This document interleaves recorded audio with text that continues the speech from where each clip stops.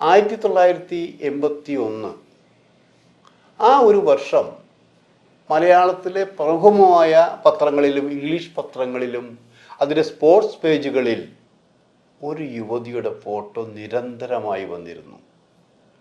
ഒന്നുകിൽ state champion എന്ന നിലയിൽ ബാഡ്മിൻ്റൺ ചാമ്പ്യൻ, അല്ലെങ്കിൽ യുവജനോത്സവങ്ങളിൽ മത്സരം നേടിയ കലാകാരി, ഇങ്ങനെയാണ് വന്നിരുന്നത്. ഈ ഫോട്ടോ കണ്ട പലരും പറഞ്ഞു, ഈ കുട്ടി സിനിമയ്ക്ക് പറ്റിയ മുഖമാണല്ലോ എന്ന് വീട്ടിലുള്ളവർ പോലും പറഞ്ഞു. അങ്ങനെ പറഞ്ഞ് പലരും ആഗ്രഹിച്ചു ഈ കുട്ടി ഒരു നല്ല സംവിധായകൻ്റെ ചിത്രത്തിൽ വന്നിരുന്നെങ്കിൽ.